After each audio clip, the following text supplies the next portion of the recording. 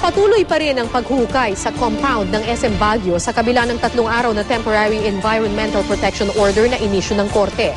Mariing tinututulan ng grupo ng mga environmentalist ang pagpuputol ng ilang puno para sa expansion ng naturang mall. Pero ayon sa Department of Environment and Natural Resources, nasunod naman daw ng pamunuan ng SM ang mga kondisyong kanilang inihain para mabigyan ng permit. May report si Steve Dailisan. Gabi na, pero nagpatuloy pa rin ang protesta sa harap ng SM Baguio City. Tensyonado ang sitwasyon, nagkasigawan at nagkatulakan pa mga realista at ilang gwardya ng mall. Bawasan yung tubo at yung kasakiman. Huwag yung mga puno ang putulin. Pwede naman po na mag-fasting muna sa kaganidan. Tinututulan ng grupo ang pagtatanggal ng mga puno para sa ginagawang parking lot ng SM. Kahapon naglabas ang Baguio RTC Branch 6 ng 3 araw na temporary environmental protection order laban sa SM. Pero sa kuhang ito ni Yus Cooper Carlo Altomonte, makikitang patuloy ang paghukay sa loob ng compound ng mall. Nakatakip ang paligid ng lupang kinatatayuan ng mga puno at nakamaskara mga mamang nakatakdang bumunot sa mga puno. That's part of our functions. That while there's that process that was done earlier, and then it was stopped, so naka-standby lang po as part of the monitoring process. Kwento ng alkalde ng Baguio City, 1992 pa nang mabili ng SM sa gobyerno ang lupang kinatatayuan ngayon ng mall. We wish we can block the cutting of those trees. Wala kaming legal basis to totally block the development.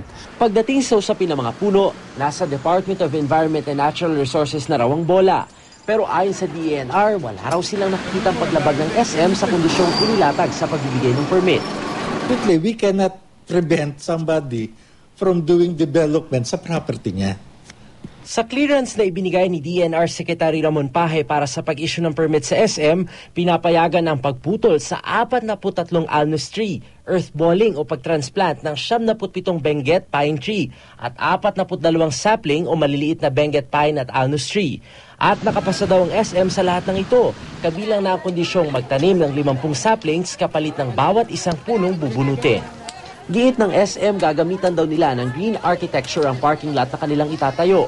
Pati raw problema ng congestion sa syudad, masusolusyonan nito. Wala rin daw puputuling puno dahil earthballing ang gagawin. Pero ayon sa ilang environmentalist, you have only about 17% to 20%. When you earthball them, most will die. You remove 182 trees, you are removing the oxygen needs of 66 people every year. Ngunit giit ng DENR, maliit lang daw ang magiging epekto nito. Sa dami ng punong natanim na namin at itatanim pa namin sa Baguio, kaya niyang ma-overcome itong loss of absorption as a result of these trees being transferred or being cut. If we cannot stop the cutting of trees now, nothing can stop the cutting of all the remaining trees in Baguio. Sa huli, ang nais lang naman daw ng mga environmentalists ay maprotektahan hanggang sa kanilang pagtanda ang buhay ng mga punong kanilang ipinunla. Steve Dailisan, GMA News.